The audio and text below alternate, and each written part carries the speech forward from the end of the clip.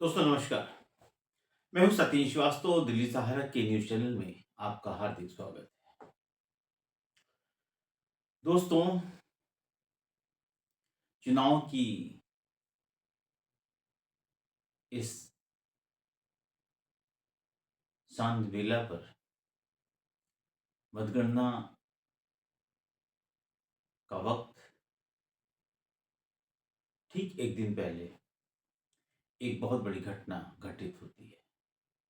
मैं पहले बार बार इस बात को कहता हूं कि महाराष्ट्र और झारखंड दोनों ही बहुत ही मजबूत और अहम चुनाव है। महाराष्ट्र में जो घटना घटी है वो भारतीय जनता पार्टी के लिए कांटों का ताज हो सकती है। दोस्तों, भारतीय जनता पार्टी के वरिष्ठ नेता, भारतीय जनता पार्टी के राष्ट्रीय महासचिव, कई राज्यों के प्रभारी रहे, लोकसभा चुनाव में अहम भूमिका अदा कर जितनी भी पार्टी में लोग शामिल हो रहे थे उसकी पूरी जिम्मेदारी निभाने वाले महाराष्ट्र के प्रभारी नेता, और सबसे बड़ी बात अमित शाह जी और मोदी के खास और भारतीय जनता पार्टी के राष्ट्रीय अध्यक्ष के अहम प्रत्याशी चाणक्य जी की तरफ से विनोद तावड़े आज बुरी तरह फंस गया। और ऐसा फंसे कि भारतीय जनता पार्टी ना तो उगल पा रही है ना निगल पा रही है। 9 लाख से 15 करोड़ के बीच में विवाद गहराता जा रहा है। खेल क्या हुआ पता नहीं, लेकिन मामला बहुत ही गंभीर है। चुनाव आयोग भी समझ नहीं पा रहा है कि क्या करें, सरकार समझ नहीं पा रही है क्या करें। अब ये साजिश है, इंटरनल पॉलिटिक्स है या कोई बड़ा खेल। लेकिन खेल कुछ भी हो दोस्तों, भारतीय जनता पार्टी का राष्ट्रीय महासचिव होटल के कमरे में लाखों करोड़ों के सौदा में क्या रकम है, सच्चाई किसी को नहीं पता। बरामदी 9 लाख रुपए की बताई जाती है, आरोप 5 से 15 करोड़ का है। बहुजन विकास आघाड़ी के विधायक क्षितिज ठाकुर ने, ऐसा कहा जाता है कि रंगों हाथ पकड़ा है, होटल में बवाल हुआ है, लोगों ने घेरा है और कहा जाता है कि चुनाव के ठीक एक दिन पहले वहां पे सुबह से शाम तक नोट बांटे गए। ये हुआ है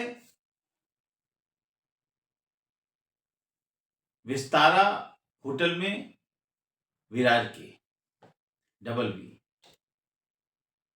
दोस्तों, इस खबर से पूरे महाराष्ट्र के अंदर नहीं पूरे देश के अंदर ये खबर जंगल की आग पर फैली है, क्योंकि यहां सिर्फ बात पैसों की नहीं है। उस ईमानदार प्रधानमंत्री की भी है जो विपक्ष पर आरोप लगाते हैं कि ऑटो में भर भर के पैसे जा रहे थे। तो क्या पैसे भारतीय जनता पार्टी राष्ट्रीय महासचिव के लिए नाच रहे थे? अहम महासचिव हैं, हर चुनाव में इनकी अहम भूमिका होती है। आरोप लग रहा है कि यहां पर 2,500 से लेकर के 50,000 तक के पैकेट बनवाए जा रहे थे, जो जिस स्तर का व्यक्ति हो और वोट के बदले नोट, ये स्कीम है इनकी। सच्चाई क्या है किसी को नहीं पता, आरोप। लेकिन होटल के अंदर पैसे पाए गए। आरोप था कि सुबह से शाम तक वहां 5 करोड़ रुपए बांटे गए, नोटों का बैग मिला और उसको 9 लाख बताया गया या 90 लाख, अभी इसकी कोई भी सही जानकारी उपलब्ध नहीं है। ये तो महाराष्ट्र की घटना है दोस्तों, लेकिन आज से भाजपा के लिए मंगलवार का दिन बहुत भारी था। एक घटना और घटित हो गई। मिर्जापुर भारतीय जनता पार्टी के लिए बहुत अहम है। क्यों? मिर्जापुर यूपी, जी हां, यहां पर भारतीय जनता पार्टी की सहयोगी दल अनुप्रिया पटेल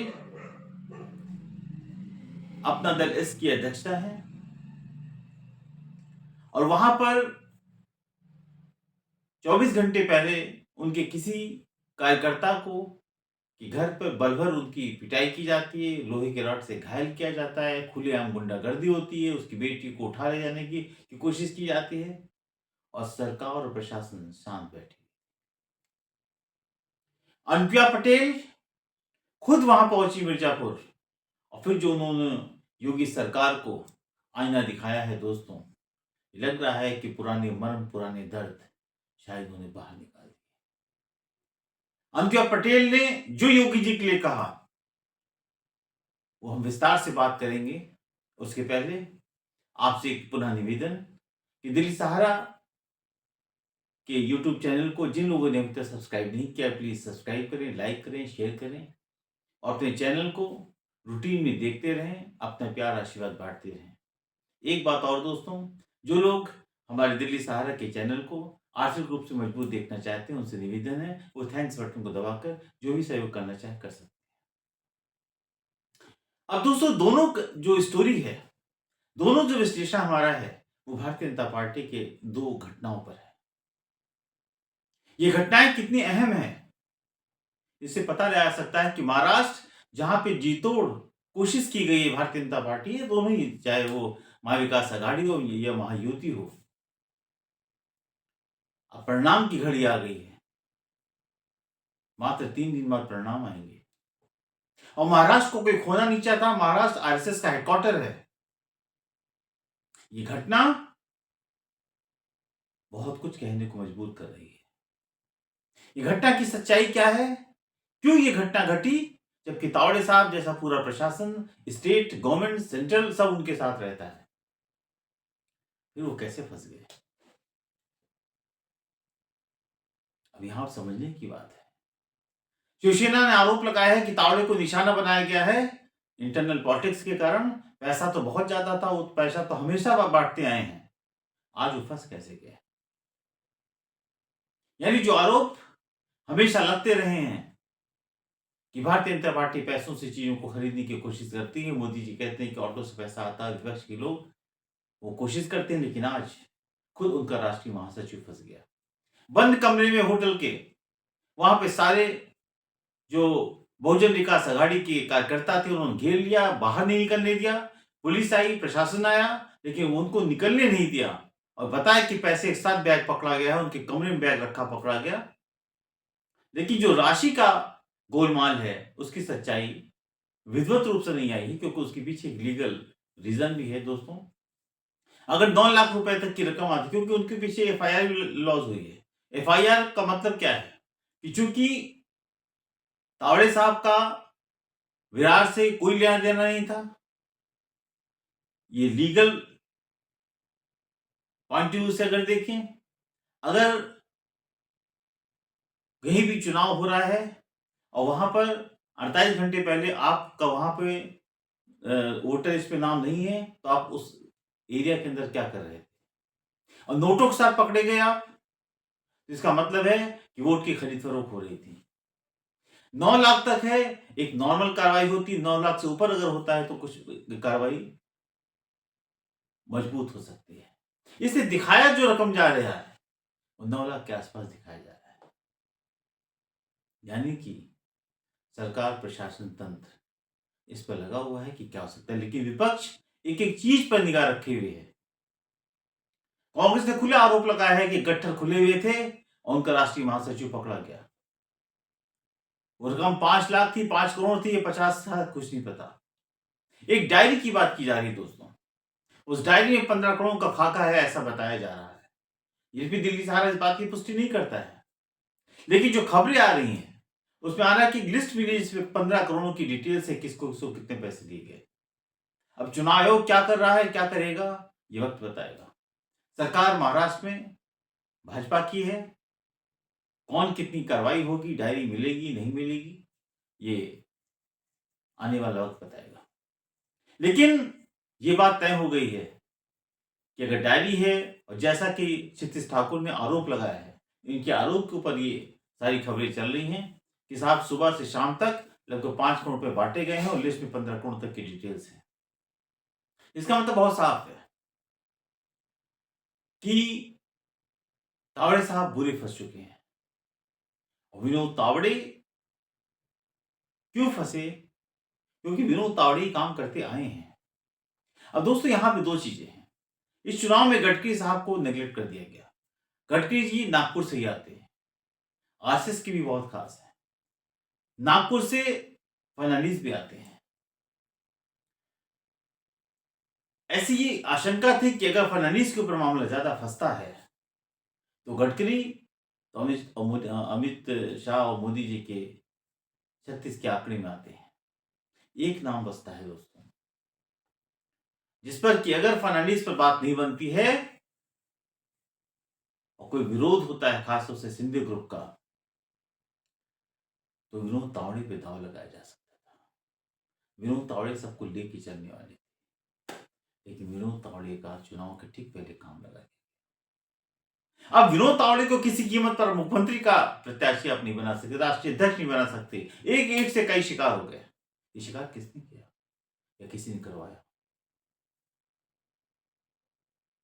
क्या ये इंटरनल पॉलिटिक्स का नतीजा है? क्योंकि पैसों की जो बाजारी है ये तो हमेशा होती आई है। आज विनोद तावड़े फंस कैसे गए? ये सब डिटेल्स किसको पता थे? किस होटल के अंदर बैठ के क्या हो रहा है, रकम कितनी आई है, कौन क्या कर रहा है? ये बात बहुत अहम है। लेकिन इससे भारतीय जनता पार्टी की इमेज फिर एक बार खराब हुई है। एक बार आपको याद होगा, करीब एक दशक से ऊपर हो चुका है, 2 दशक के आसपास की बात है, भारतीय जनता पार्टी के राष्ट्रीय अध्यक्ष थे, वहां भी 1 लाख रुपए लेने की बात चली थी। तो भाजपा जो बार बार नोटों की गड्डियों की बात करती है, आज फिर एक गड्डी के कारण बदनामी के करीब पहुंच गई। ये पैसों का लेन देन का कोई भी रीजन रहा हो दोस्तों, हर आदमी जानता है कि चुनाव के बीच में भारतीय जनता पार्टी का राष्ट्रीय महासचिव कैडर का आदमी कोई 9-10 लाख 15 लाख लेके नहीं बैठेगा। इस पर चुनाव आयोग क्या करेगा? सरकार उनकी है, क्या पैसे दिखाए जाएंगे, क्या पैसे नहीं दिखाए जाएंगे, ये इस पर आप कुछ भी नहीं कह सकते। लेकिन खेल बहुत लंबा होगा। इस खेल में तावड़े साहब के भविष्य पर सवाल या निशान लग गए। सवाल या निशान। अब इनका नाम कहीं आ नहीं सकता। ना तो राष्ट्रीय अध्यक्ष के नाम पे आ सकता है, ना बीजेपी के प्रेसिडेंट के नाम पे आ सकता है, स्टेट प्रेसिडेंट, नेशनल प्रेसिडेंट, यानी कि फिलहाल ठंडे बस्ते में नाम डालना ही पड़ेगा भारतीय जनता पार्टी की शीर्ष नेतृत्व को। तो दोस्तों फायदा किसका होगा? क्राइम में हमेशा ये बात कही जाती है कि जब भी कोई क्राइम होता है तो उसमें 2 चीजें देखी जाती हैं दोस्तों। पहला कि क्राइम जो हुआ है इससे नुकसान किन लोगों को हुआ है, और जो क्राइम हुआ है उससे फायदा किन किन लोगों को हुआ है। अगर तावड़े जी का चैप्टर क्लोज होता है भारतीय जनता पार्टी के अंदर तो फायदा किसका होगा? ये सवाल मैं आपसे छोड़ता हूं, क्योंकि राजनीति जिस स्तर पर जा रही है वहां सिर्फ पद बहुत अहम है। पार्टी सर्वोपरि नहीं रह गई है, पद रह गया है। बाला साहब की शिवसेना को तोड़ने में, चकनाचूर करने में, खंजर भोंकने में एकनाथ शिंदे ने 1 सेकंड नहीं लगाया। वो मत शक्ति की बात करते रहे और अपने निहित स्वार्थ के लिए उन्होंने बाला साहब ठाकरे की शिवसेना को दांव पे लगा। निहित स्वार्थ, पार्टी ऊपर नहीं थी दोस्त। अजीत पवार जिसका नमक खाया, जिस थाली में खाया उस थाली को पंचर कर दिया, निहित स्वार्थ के लिए। पार्टी सर्वोपरि नहीं थी। हर्ष क्या हुआ? आज एकनाथ शिंदे एक कोने से दूसरे कोने भटक रहे हैं। अगर भारतीय जनता पार्टी में उनको दरकिनार किया गया है तो विपक्ष के पास उनको लेने का कोई रास्ता नहीं। जो व्यक्ति जितना गलत काम करता है वक्त उसको उतना ही बुरा वक्त दिखाता है। अजीत पवार क्या किया उन्होंने? पिता जैसे व्यक्ति के ऊपर शरद पवार ने इस पर सबसे ज्यादा भरोसा किया। करोड़ों करोड़ों का घोटाला करके बैठे थे पार्टी ने, फिर भी उनको नजरअंदाज किया। क्या हुआ? चक्की पीसिंग कहने वाले प्रधानमंत्री नरेंद्र मोदी के शरणागत हो गए जाकर के, और पार्टी को एक सेकंड के अंदर तोड़ दिया। ये नहीं देखा कि 80-84 साल का 82 साल का वो व्यक्ति, मराठा मानुष, उस महाराष्ट्र की जान है। उसने नजारा दिखा दिया। लेकिन हुआ क्या? पार्टी सर्वोपरि नहीं थी, व्यक्तिगत स्वार्थ सर्वोपरि था। चौहान साहब गए, जिंदल गए, ये सब पार्टी के लिए नहीं थे, अपने व्यक्तिगत स्वार्थ के लिए गए। ज्योतिरादित्य सिंधिया को राहुल गांधी ने अपने खास अहम दोस्तों में उसका नाम शुमार किया था। लेकिन ज्योतिरादित्य सिंधिया ने अपने निस्वार्थ के लिए पार्टी को एक मिनट के लिए छोड़ दिया। पार्टी सर्वोपरि नहीं थी, निस्वार्थ सर्वोपरि था। राष्ट्रसभा की लाल बत्ती सर्वोपरि थी, मोदी कैबिनेट की स्थिति सर्वोपरि थी, पार्टी नहीं थी। खंजर बोखने में ये नेता एक मिनट नहीं लगा। तो अगर तावड़े साहब, अगर आज आपके साथ कुछ हुआ है, तो पार्टी के निस्वार्थ भी लोग हो सकते हैं, इस पर भी गौर करने की बात है। खेल तो हो गया, महाराष्ट्र में भाजपा की इमेज को खराब कर दिया गया। चुनाव नेक टू नेक फाइट का था। ये बात सच है कि महाविकास आघाड़ी आगे चल रही थी, हरियाणा में कांग्रेस भी आगे चल रही थी, परिणाम पीछे वाला आगे चला। ये खरगोश और कछुए की लड़ाई है दोस्तों। पता नहीं है, खरगोश को हम सोच रहे हैं कि आगे चला जाएगा, लेकिन बहुत से तंत्र मंत्र होते हैं। प्रजातंत्र है, सरकारी तंत्र है, चुनावी तंत्र है, आम जनमानस का तंत्र है। कौन किस पर भारी पड़ेगा, ये तो वक्त बताएगा। लेकिन ये बात तय है कि विराट का विस्तारा काफी चुनाव में भारतीय जनता पार्टी के लिए खतरे की घंटी बन चुका है। अब सवाल इस बात का है कि मराठी मानुष ये भी चेहरा देख चुका है, इस पर क्या फैसला लेता है, ये वक्त बताएगा। लेकिन भारतीय जनता पार्टी में सन्नाटा छाया है, सीधे बोलने के लिए कोई अभी तैयार नहीं। क्या बताओगे? क्योंकि सवाल, अगर ये आरोप कांग्रेस की तरफ से या महाविकास आघाड़ी की तरफ से लगे होते, तो कहा जाता साहब इन्होंने फंसाने की कोशिश। एक ऐसा दल जिसको भारतीय जनता पार्टी में लोग जल्दी, या महाराष्ट्र में जल्दी नाम नहीं सुना होगा आपने, बहुजन विकास आघाड़ी, उसका विधायक, और वहां पे लोगों ने घेर लिया, उसको कमरे से निकलने नहीं दिया। आप जानते हैं, एक सेकंड के अंदर होटल खाली हो सकता था। कहा जा रहा है, खबरें हैं कि शायद होटल को सील किया गया, क्या सच्चाई पता नहीं, पूरा होटल बुक था। भारतीय जनता पार्टी के चुनाव में ऐसा होता है, पूरा पूरा होटल बुक होता है, जहाँ बड़े बड़े मंत्री, संतरी, नेता, उनके छुट्टक भाई सारे इकट्ठा होते हैं, पूरी रणनीति चलती है, पूरे होटल के अंदर आवाजाही पर रोक होती है, सिर्फ वही लोग आते हैं जिनके लिए होटल बुक होता है। ऐसे में दोस्तों, ये बात तो तय है कि महाराष्ट्र की राजनीति में जो कुछ हुआ है, ये महाविकास आघाड़ी के लिए तो अच्छे अवसर की तलाश है, लेकिन महायुति के लिए ये कहें कि बहुत फायदे का काम नहीं। अब मुख्यमंत्री एकनाथ शिंदे आज की डेट में हैं, मुख्यमंत्री एकनाथ शिंदे आज की डेट में हैं, और शिंदे साहब ने इस घटना पर क्या किया है, बचाव किया है या खुली आजादी दी है, ये तो शायद कुछ दिन बाद ही पता चलेगा। लेकिन डायरी का सच भी सामने आना चाहिए, चाहे वो कांग्रेस हो, चाहे शिवसेना हो, सबका एक ही आरोप है, और ये मामला काफी पेचीदा हो चुका है चुनाव आयोग के लिए भी और महाराष्ट्र के लिए भी। परिणाम क्या होगा दोस्तों, यह आने वाला वक्त बताएगा।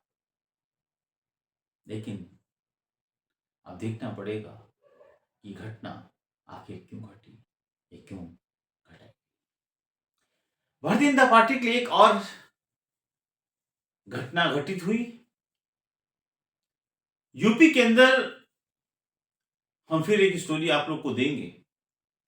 यूपी के अंदर योगी अगेंस्ट तमाम वो बड़े नेता जो काफी दिन से काम कर रहे थे, चाहे मौर्य साहब हों, भूपेन्द्र चौधरी हों, अनुप्रिया पटेल हों या और बहुत सारे लोग, उनमें से आज एक नेता को मौका मिल गया और उसने योगी को खरी खोटी सुनाई।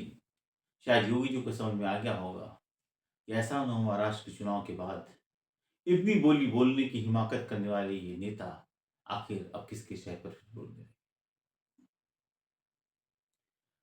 दोस्तों, मिर्जापुर में एक घटना घटित हुई जिसमें कि अपना दल एस के कार्यकर्ता के घर में घुस करके उसके कुछ जानकारों ने शराब पीना चाहा।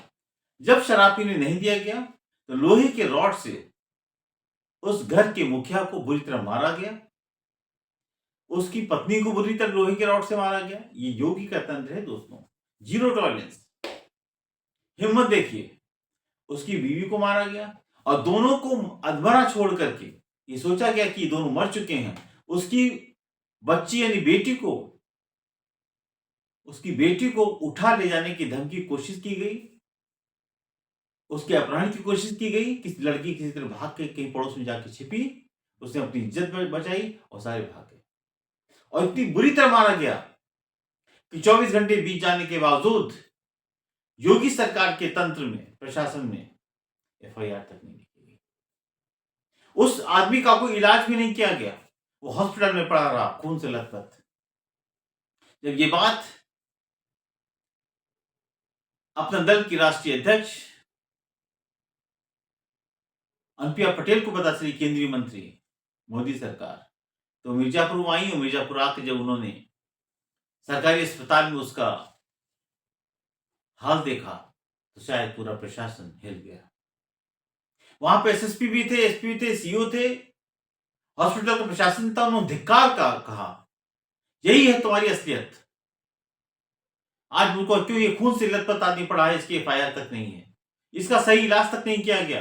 क्या तुम इसके मरने का वेट कर रहे थे कि इसका सबूत खत्म कर दें? उन्होंने एसएसपी को सीधे चैलेंज किया कि 4:30 बज रहे हैं, अगर 6 बजे तक इसकी सही रिपोर्ट नहीं दी गई तो उसके बाद क्या करना मैं बताऊं। यही तुम्हारा जीरो टॉलरेंस है, यही सीएम का प्रशासन है, यही तुम कहते हो कि यहाँ पे जीरो टॉलरेंस चल रहा है। गुंडागर्दी यूपी के अंदर नहीं, ये गुंडागर्दी नहीं क्या है? ये सवाल योगी सरकार के ऊपर सीधा उठाया उन्होंने। अगर ये गुंडागर्दी है तो ये क्या है? अब कैसे कहते हो यूपी में अपराधियों का बोलबाला नहीं, अपराधी भाग के चले गए, अपराधी घर से भाग गए हैं, स्टेट से भाग गई, अपराध नहीं, क्या है? इससे बड़ा अपराध क्या होगा कि सरकार का जो अंग है पार्टी, चाहे वो राज्य का मामला हो और चाहे वो केंद्र का मामला हो, उसकी सहयोगी दल होने के, उसके कार्यकर्ताओं के पीठ के खुलेआम गुंडागर्दी हो रही है, उसकी बेटी का अपहरण करने की कोशिश की जा रही है और योगी जी कहते हैं कि अपराधी तो यूपी छोड़ के भाग गए। ये सवाल केंद्रीय मंत्री मोदी सरकार की कैबिनेट अनुप्रिया पटेल ने उठाए हैं। उन्होंने कटाक्ष किया है, ये कई सीधा वार किया है योगी सरकार के ऊपर, तुम्हारा जीरो टॉलरेंस किसी काम का नहीं। अगर मुझे आके बैठना पड़ रहा है, उसके बाद प्रशासन हिल रहा है, तो क्या आम जनमानस यूपी का जो है वो क्या इस गुंडागर्दी से व्यथित नहीं है? इस तरह की गुंडागर्दी को पुलिस लगातार इग्नोर कर रही है। एक एफआईआर तक नहीं, हॉस्पिटल में कोई व्यवस्था नहीं, कोई इलाज नहीं। क्या हज का मेंबर ऑफ पार्लियामेंट जाके बैठेगा, केंद्रीय मंत्री बैठेगा? योगी सरकार का प्रशासन क्या कर रहा है?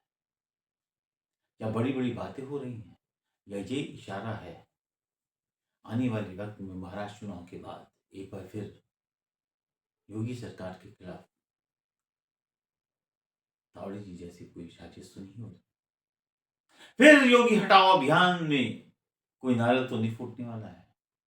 इतनी हिमाकत, इतनी हिम्मत, सीधे चैलेंज, वो भी केंद्रीय मंत्री का अपने चुनाव क्षेत्र में। ये कहानी भी कुछ ना कुछ कहती है दोस्तों। आखिर सच्चाई इसकी क्या है किसी को नहीं पता, लेकिन अनुप्रिया पटेल ने इशारों में कर दिया योगी जी के लिए कि हमारा विरोध आपके लिए था, है और रहेगा। दोस्तों, आपको हमारा आज का विश्लेषण कैसा लगा? कमेंट बॉक्स में कमेंट्स करें, लाइक करें, ज़्यादा से ज़्यादा शेयर करें दोस्तों। और आपसे पुनः निवेदन है कि जो लोग भी हमारे न्यूज़ चैनल को देख रहे हैं, उनसे निवेदन है कि थैंक्स बटन को दबा के जो भी आर्थिक सहयोग देना चाहते हैं, दे सकते हैं। मैं हूँ सत्येंद्र श्रीवास्तव, कल फिर एक नए विश्लेषण के साथ आपके बीच में उपस्थित होऊंगा। नमस्कार।